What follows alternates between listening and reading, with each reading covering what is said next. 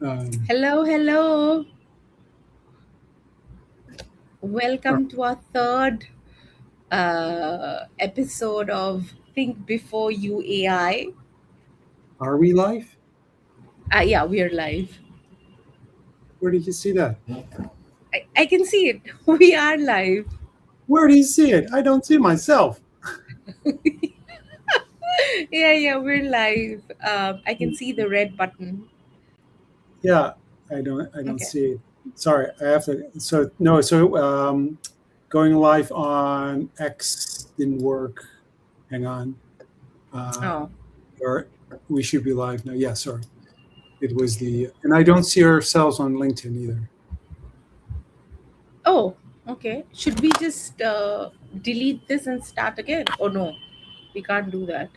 Uh, yeah, we are No, you live. see. We are Let live. me just check. Let me Hello. just check. Hello. We are live. No, we are live. Yes. Sorry. Okay. Hello, world. Yeah, this every week. This starts the same way. Okay. Let me share my screen. So yeah, let's tell people what we're going to be talking All right. about. Yeah. Okay. So I'll go. we've been having this, I would say, immersive and extensive conversation on AI agents and where designers fit into this, with its scope. And there are a lot of things being said.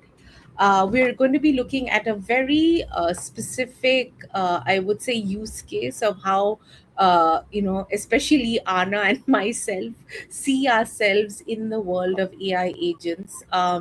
Just to also add, there are a lot of versions and explanations of what AI agents do. We have created our own understanding and our own way of looking at what it does. It's very basic, very simple for people to understand, and then hopefully leave this LinkedIn live saying, okay, maybe that is me, maybe it just sparks a thought. So let me start sharing my screen. Okay, is my screen can is it there? Yeah. I'm. No, the wrong. Oh, okay. So Okay, set it up it again. is. Yeah. That was your magical thing there. Uh, Yeah. Okay, how about now?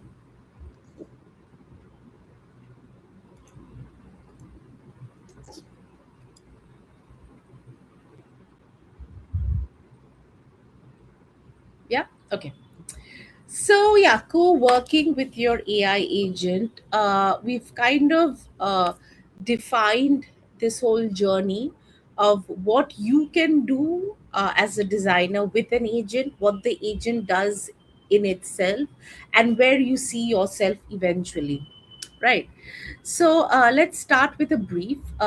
We are looking at this whole system of AI agents. So I don't think it's really a tool anymore. It's this ecosystem that gives us the ability to execute an idea or a goal that we have. And the the very important point about these things, I think, which we need to understand is that th- even though it's human generated, they have the ability to think for themselves, because the way that they're set up in, they are goal oriented. There is a certain way that they work in terms of external applications, data, storage, and all of that. They come from an environment that needs context setting and also building an environment, so they don't work on their own. It has to be governed by someone for it to work in isolation, in collaboration, in a system. And what happens is that their logic and understanding is basically taking large pieces of data together and then breaking it down into tasks, and that's what we are giving, right? um, and also one of the and which also you see in a lot of these AI, programs nowadays, is that it retains a lot of the data and the memory, so it can actually personalize the kind of response you make or you give or you create. So that's one very very important aspect about agents, that it the ability to kind of retain memory. And the biggest thing is that it is building a new level of conversation, communication, and language. And I don't even mean in terms of LLM, but it's the way that we actually speak. It is actually looking at clarity at a very minute level. So once you know that you start working extensively and well, and Anna, you would also talk, we've talked about this, right? Then what is doing it and also doing it well? Yeah, yeah, and we've been talking about this also before. I mean, it's basically something that I'm always kind of amazed by, that if you have sort of a new, because this is all new language, right? So we're learning Yeah, new language. AI is teaching us to speak a different language. All of a sudden, we were talking about yeah, prompt and prompt yeah, engineers, and now we're yeah. talking about agents. And sometimes I feel that we don't take the time to really learn the language and the words and what they mean, what we mean by them, and so which probably can lead to some miscommunication or some fuzziness around things. Like, so for instance, we've been talking about agents, and not for a very long time. I mean, for it's all very recent, and so sometimes I think that we kind of forget to ask the question: what exactly do we mean with what do we mean when we say AI agent? What do we mean by that? And so I think one of those are the things that are are good to kind of for yourself to think about. Okay, what is an agent? Because if you want to know what it can do for you, that's probably good to know. But also, and that's a question I have for you, and about yeah, you've been thinking about this for a long time. Um, so is this because this is just a so again, I might be dumb. I think I am. I think sometimes I Not feel very. at all. I think we're Oh, thinkers. yeah. Well, sometimes I'm like, I, Thinkers, yeah, innovators. So I think that's we what can give it to I'm a ourselves. I'm a thinker, but I think a lot because I just Yeah, figure it out probably. Anyway, yeah, my point is that AI agents. So the way we are seeing this being sort of, large language models. The first thing we learned about was like, first it was like Chat GPT. That was a sort of a word we learned, and then it's like that's a LLM, and we're like, oh, it's a large language model, and then it's like, yeah, but then there's also a generative AI. Is that the same thing? No, it's a different thing. And then it's like, oh, you have to become a prompt engineer because prompting is really important. No, encoding is completely it's dead, and now it's like, okay, we have to build agents, and I mean, I think it's just like in a matter of like a week or so. I don't know something. So we're on a path, right? So agents, right? So replacing people because you can automate. To me, it's, again, I think it's automation. I think we're talking about automation.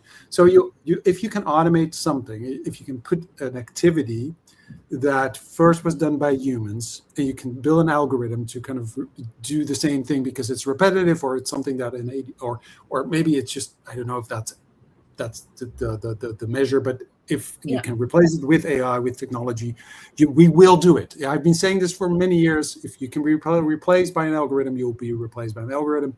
Fine. Agents, is that the path we're on? Is that something, or is there an alternative? Is that because this is what I'm thinking is we design a future that's not there yet, right? So are we saying, in your opinion, um, the AI agents, the way we are going to utilize that and put that into business, and that is the path we're on, and that's it. There's no alternative. I don't think. I don't think it's about alternative or it's not like gray or black or white, right?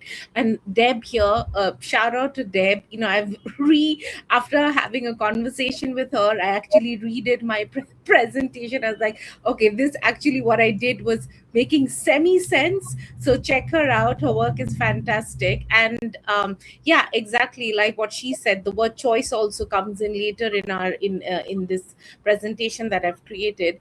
I think there is a lot of similarity in what an agent does, in what how we behave.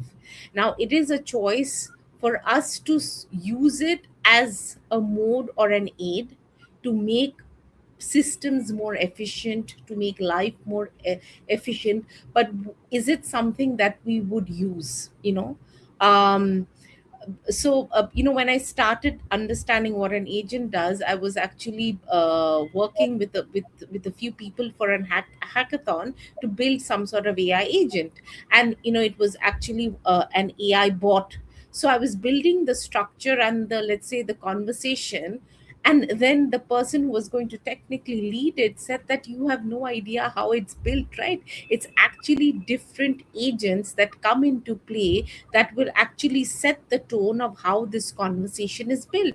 And it is now that I understand what he was actually meaning, that there are these subsets that will actually tell you that this person does this person does this person does. So I think it's more of a culture that people have to adopt, maybe because we are seeing a lot of it that's happening. We think that this could be the future, but if you ask me, yeah, it is a future for a large part of how businesses will work. Because we see that ways that jobs are becoming more scarce. People are downsizing. Maybe there will be a different kind of role that will come up, but I think for the future this is definitely something that we will have to engage with. So as designers, where do we actually see the role playing, and understanding the whole ecosystem of how this Yeah. works. Oh, so Deb, thank you for your comments. We should invite you next time, uh, uh, Yeah, because you're answering my question as well. So yeah, Nupa, that's also yes to that, but also Deb, uh, you're saying something that yeah, that is probably what I was getting at. Some people call ChatGPT Claude is a yeah, any chat an agent. So this is yeah, where I think, because language creates reality, language yeah, creates our sort of a way of kind of collaborating and that's without language, yeah, the system doesn't work. No system works because it yeah, still yeah, needs human beings to say, yeah, let's build an agent, and then we go like, yes, we know what we're talking about. But maybe the word that language should be more humanized, and we yeah, should start saying, what do we want to do? What yeah, is it that we want to build for whom, and what is yeah, the, yeah, let's put some design jargon in it. What is the job to be done here? yeah, yeah, Whatever yeah, means an end, and then an yeah, agent is just a way of doing it. But if you don't know what you're doing, right? So it's my kind of uh, I always get a little bit annoyed when there's language that I think is there to confuse me, yeah, yeah. to No, create and sort you, of yeah, yeah. exactly. And like you said, even I've added jobs to be done, because the thing is that there is a list of things that need to be performed, which I keep saying right now. The thing is that there is this. I feel that there is this system that the agent, like whichever, like Chat GPT, Claude, like Deb's been saying, they have a process, right? They reason, sorry, they understand, they reason, and there is decision making. And I think for designers we can definitely come into the picture that how do we actually build these processes that can actually have certain tasks And and then how does it actually perform? So it's also, I feel, from the design perspective, that we can actually build this conversation. Okay, so let me go into the next slide. So this is again a very like a very condensed way of looking at, let's say, a journey. So normally we have in our customer journeys, the focus of what the user does is there at the beginning, right? From executing tasks or performing certain actions from point A to point B to point C in different milestones. But I think the actor and the actor relationship within an agent here, I think, also starts between, okay, these are the specific goals that we can do, right? But that's one way. But for a designer, what are they looking at? They're looking at the interactions between people and system. They're mapping different stages of usages also, that which can define what the agent does, and vice versa. So let's say for a designer, if they're interacting with an, and I'm just going to be discussing two main use cases throughout, where the AI agent is almost like a service provider, like an employee or collaborators, where it's conducting goals that are given, right? Actions. Now, these actions can be directed by, let's say, the designer, because they know that, okay, this agent, like a chat GPT or a Claude, can perform these actions, and I can create, like, let's say, a user journey of this for somebody to create a like to somebody to create some sort of desired goal, of I don't know, like, let's say, using Google LLM. We are saying that, okay, we're going to be adding all our information of all of the thing before you AI onto Google LLM for people to actually discuss various outcomes, right? So that's one. The other thing is that there are a lot of again, agents that have specific tasks with outcomes, and those also need to be engineered through the agent. So how do you actually build those workflows within that system for people to actually have an end goal? So, like, I was going to discuss this later, but there is this program called Relay. It will actually allow you to build an agent that will give you, that will actually say, okay, you have listed the six of your favorite profiles on LinkedIn. I will give you a summarized version of each profile, telling you what this person is saying, or an account, let's say an open account, of what this person is saying, what are the key actions, and you as a designer, you're prompting it, and this is the outcome. So let's say for a client, you need to do trend setting or something like that for research. This can be done. You don't need to do it, or do it on your own.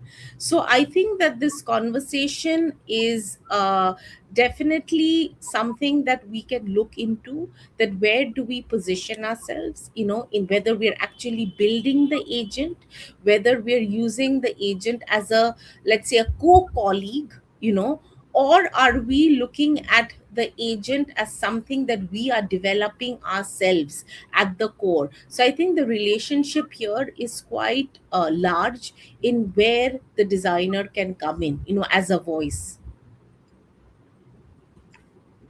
Yeah, I'm sorry. I'm reading Kari's comment, which in the first sentence is kind of nice. I like the idea of the chemistry side. Yeah, so which if you take the word agent Yeah, from within the context of chemistry, that's an interesting way of thinking about it. But also yeah, having agency, right? yeah, It's also yeah, and I know I'm kind of pushing this kind of language bit a bit yeah, maybe a little bit too far, but I think that language is oh sorry, I can't say this enough. It is so important because yeah, we I mean we've been through the whole wave of service design and yeah, design thinking, UX and yeah, CX, and all these. We've been doing yeah, all kinds of buzzword bingos over the course of like 20 years or so.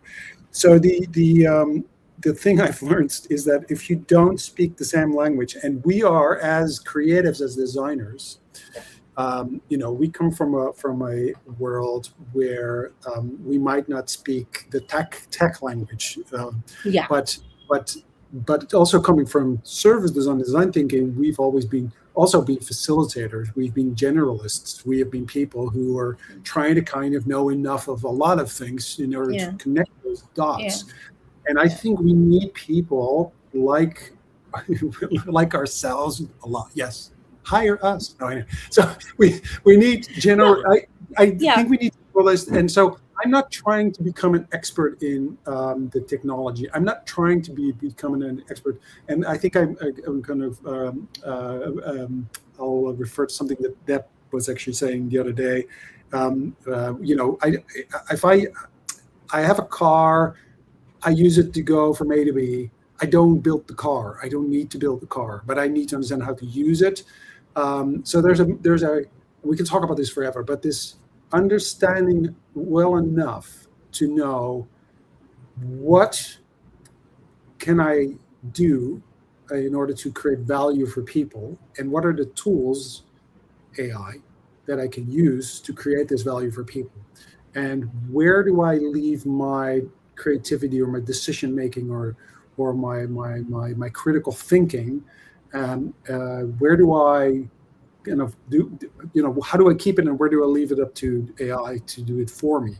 I think making it explicit, and language helps to make things explicit. So I think that's my big journey, I think, in this. Yeah. No, and I uh, think that's a very valid point. So I think in that sense, the way the use of language which comes from you, like you said, you have to know how the system works for you to story tell. I think there's a huge part of, in all of this conversation that we're going through, is that where does the idea of storytelling coming? Because even when we're building or creating, right, there has to be some form of consistent, journey that happens. So whether it happens when you are instructing, let's say chat gpt or cloud or any of these, right? Or and that same storytelling has to go on to, to the actual, to the actual making of the agent to do what you want to do it. So I think I think with the relationship, the actor relationship clarity is very important. What you want to do as a designer, or the other form could also be, a developer or a creator, and what you want the agent to do, because they are going to be doing exactly what you instruct. So at somewhere, I feel that even, and I'm going to be talking about the capacities later on, what I mean by that, uh, to understand what the agent can also do, the capabilities. And it's not only, and I think there might be a lot of differentiation and conversation, that yes, it is, the outcome is made to change a specific environment, right? So let's say if we're using it, I was actually talking to a few teachers. They said that, this whole agentic behavior is definitely needed for them, because most teachers are actually quite burnt out from admin versus, the actual teaching, and it's a lot of work, right? So I think that one is figuring out where this system is going to come in. The second is that how is it going to go. So the whole, I think this whole agentic behavior has a huge component of process making, which I think we as designers can definitely build that framework for them. Like, I mean, I know a lot of, a lot of lean and a lot of product management, frameworks are used to build agentic conversations. Why not look at the human centered design, aspect of conversation, right? Which leads me to our next, our next frame. And this is what I was saying, that, we need to build a culture where we can understand the process of how this whole equation works, along with how the workflow of this whole system. So it's not only about what the role can be. So let's say, for a fact, right, if we look at journey mapping, right, journey mapping actually are just blueprints in terms of what an agent thinks, are basically blueprints that is executed by machine. According to me, as a service designer, I'm putting that into systems or process building. So there is definitely a correlationship with the kind of actions that need to be taken. If you look at that an example, then the agent decides, okay, these are the steps that I need to do, creates their own version or their own process, and then creates workflows for that, right? So let's say when we're using Figma Make, okay, we have an outcome of, let's say, building this current page, right?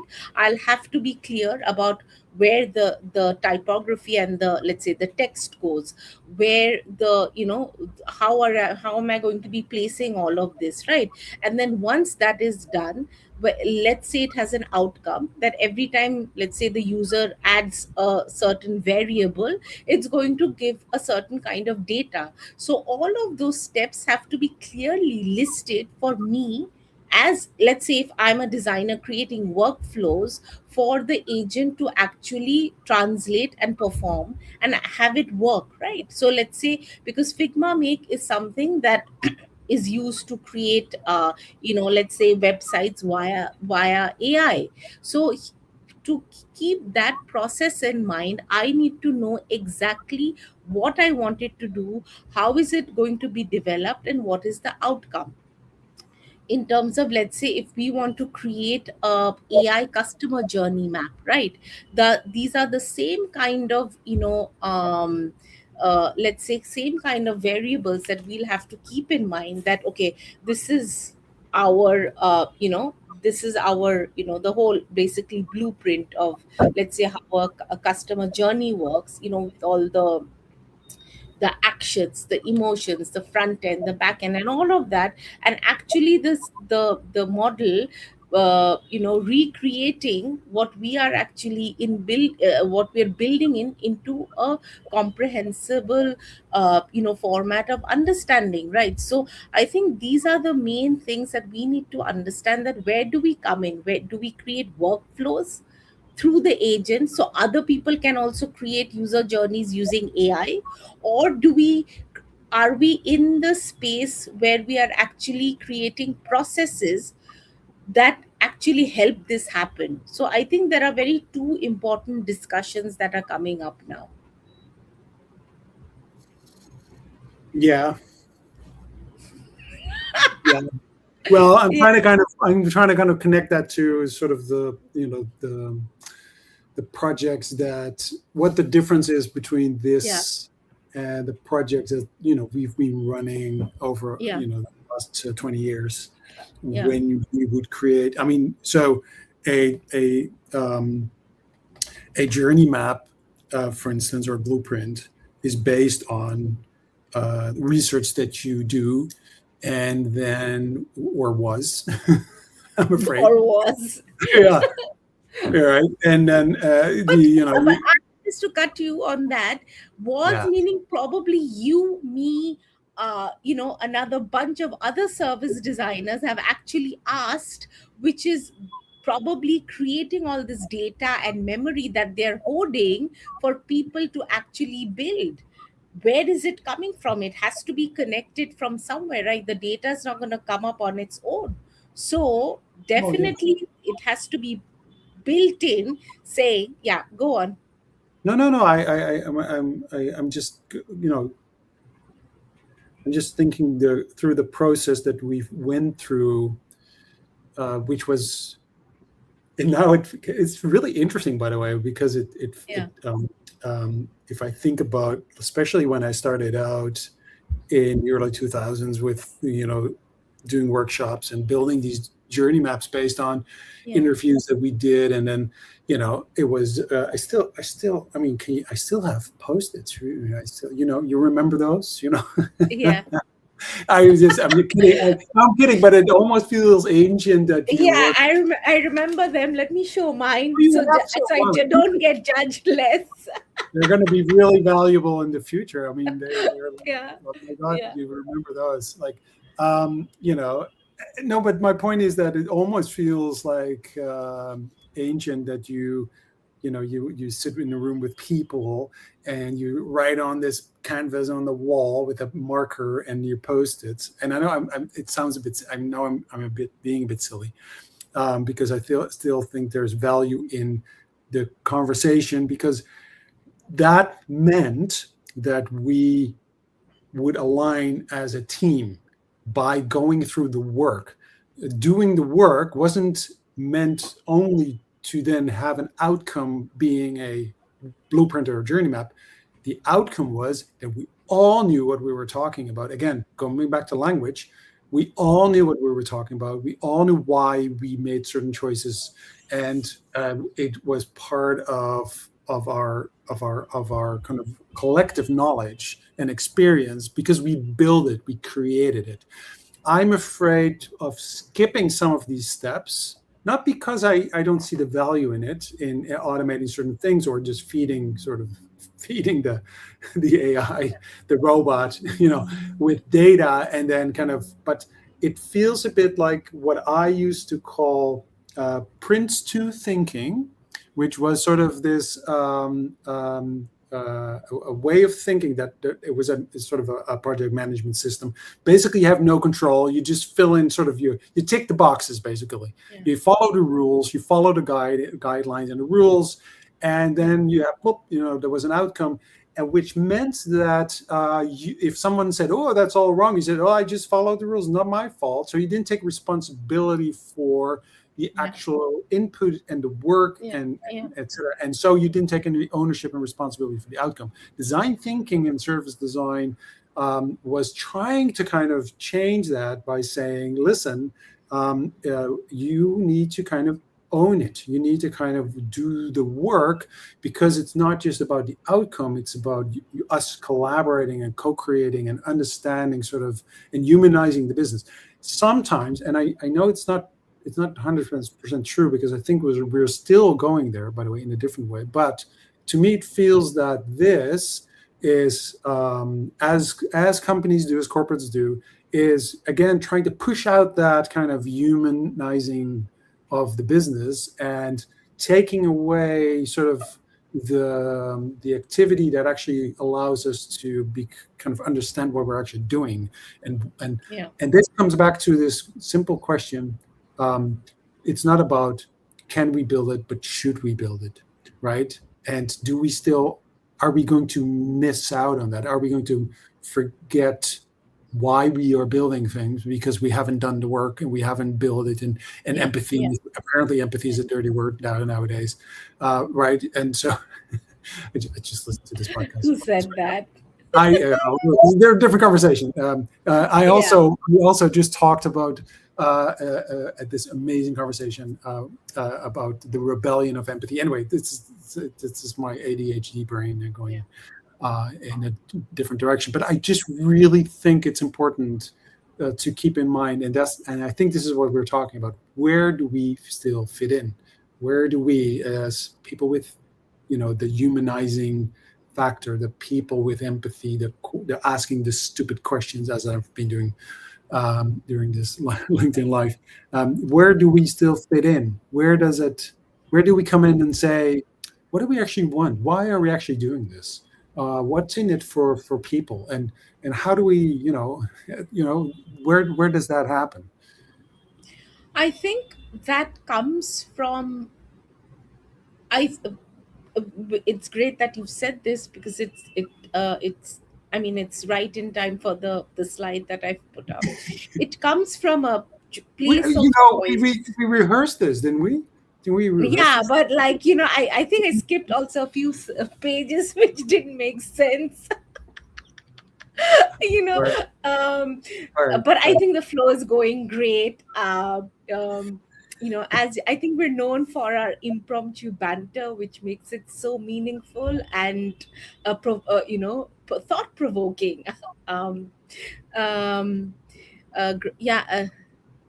Yeah, I think definitely this Sarah, thanks for bringing this up, this human machine in action. I think this collaborative uh, behavior is something we should definitely look into, because one thing what I realized is that when we are looking at AI as a whole, right, we cannot leave out this idea of the capacity, that what is it it can do, right?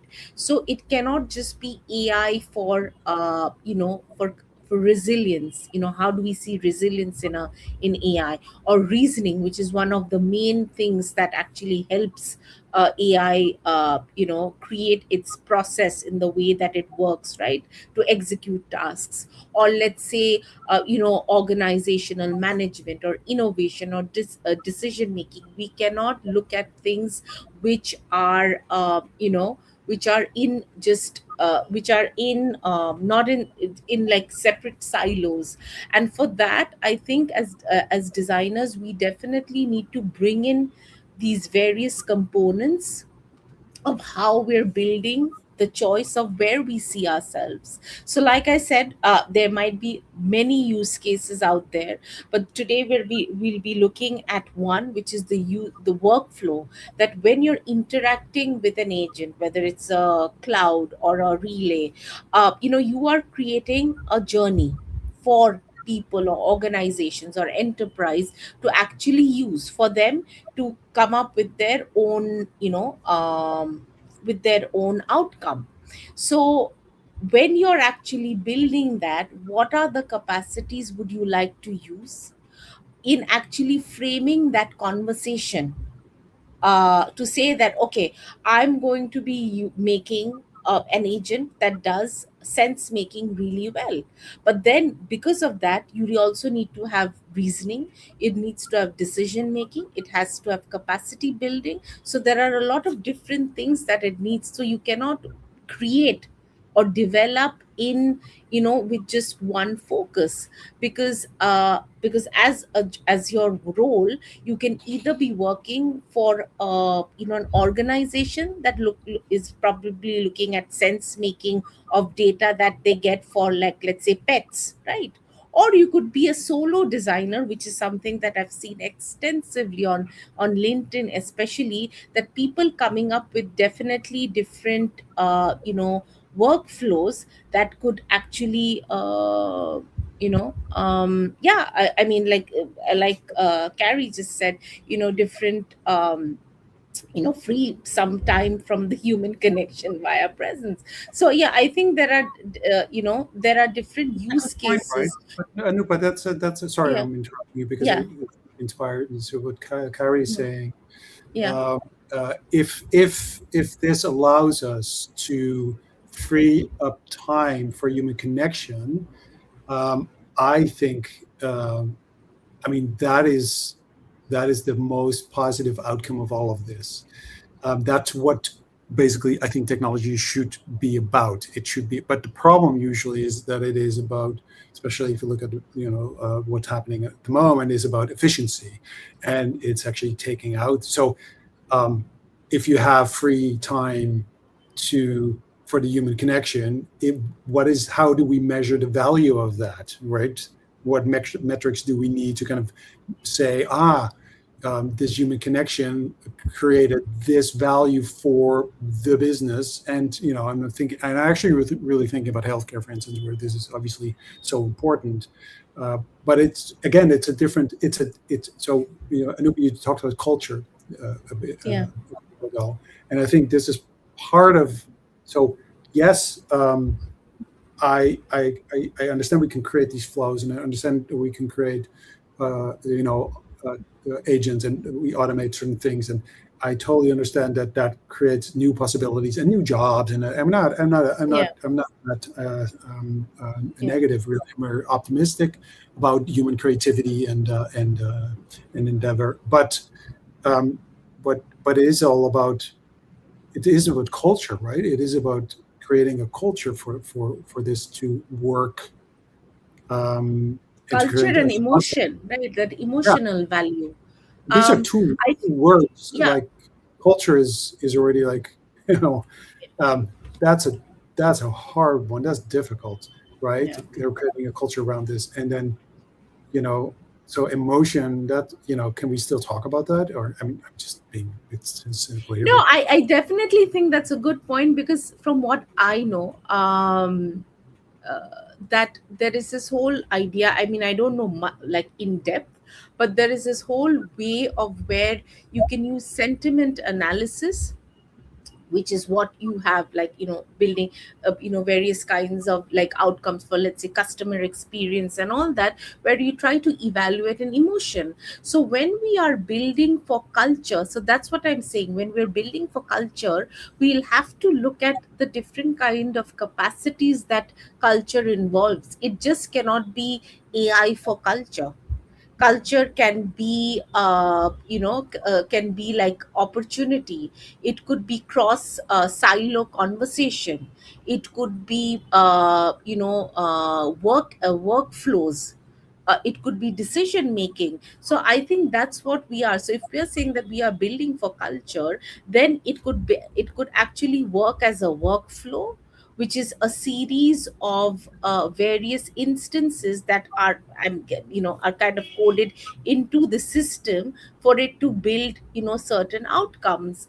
Or you could say that, okay, culture, so I feel that culture can be logic, which can be actually be programmed via code into the actual make of, let's say, a program or a workflow. Or culture can be a behavior or an emotion that you incorporate for people who actually use these workflows or processes and are living in that environment that AI creates. So yeah, I think that in itself is a whole different conversation. But it is important that I think it can be within the logic of reasoning of AI, or it can be built as a as a outskirt, or the external environment. So that comes to our next, and I think I'm going to skip a few pages now you because are I think skipping like 2 pages. But we yeah. are we are running out of time. We said we were going to do 30 minutes, and it's already Yeah, 43 minutes. yeah, okay. And then I'm So, just going to talk about this last thing. So exactly, like, what is it that you keep external in an AI, and what is it that you keep internal and as an AI? Because I think that's where I feel as a designer, I'm kind of struggling, is that would I want to be in the internal space of actually saying, okay, this is what agents are, this is how agents are actually built in their logic, where they understand, where they reason, and they perform. It's not the outcome. I think a lot of us right now are also kind of looking at what is the outcome of agents and what can it do, but it still goes through the same process of understanding, reasoning, performing. So one is the usage, one is the, I think, the building and the developing of an agent as a service designer, where you are creating your agent from a source agent. So I think there could be two ways where you are actually building the conversation of design into that source agent. That could be OpenAI or Anthropic. Or, okay, let's say these are the, like, the parent companies, where we are having the opportunity to build subcultures, like sub agents, to do different kinds of things, right? Which is actually much more easier. We see a lot of people doing that now. There are a lot of courses, boot camps that are being created, where you can create your own agent with a specific outcome, which can manage any task, or collate information, or do XYZ. And then that becomes a sub agent, right? So as a designer, where do you come in? yeah. I know this is the point when, Anna, you're like, okay, I don't know. I mean, I'm still trying. And it's great. I think it's good to actually think about where this conversation comes in, because the idea of building the journey of the agent, which is the crux of what we're speaking about is something I had no idea. So when I was building that conversation, so my colleague actually broke it down. He said, when you give a query of, let's say, of travel, of saying that, okay, find me 10 different options for tickets, um there are different agents that do different things to actually give you that outcome. There is the discovery agent that does the browsing, searching. There is a decision making agent that actually does comparisons, risk assessments, so forth. Then there is the acting agent, the workflow that actually sets up what you're going to do, as an outcome. And then there is also an evaluation agent, which is for insight. I'm definitely not going to get into the scope of this, but I just want to talk about that. Just building an agent doesn't mean that it's, you have to think about each component of how it's created, in order for you as a service designer to come up with your analysis of what are you going to design. And I think that is something that we, as designers, have to engage with, because our job is also, I feel, is building conversations about critical thinking. So as a person who's creating, let's say, a series of frameworks, to assist in better outcomes, one will actually have to know that what it does, or how it works, to even make those suggestions in whatever capacity. So yeah, that's what I want to leave everybody with. Yeah. And Thank I you. know it's quite I don't know, I mean, yeah, again, disclaimer, this is what I think. So it's not like set in stone that, oh, this is right or wrong. It's just to leave Yeah. people with just a thought of where they fit in, as a designer, as a person interested in jumping into the AI agent environment. I know there are a lot of people who don't care, whose lives don't matter, and this I is not hope even so. I important. hope so. I hope so. I hope there's so many people who don't care about this, and Yeah, they're like, just fine and just go about their business and don't worry about these things. yeah, But I do also know there are a lot of people who do, and also a yeah. lot of people who are very insecure about this.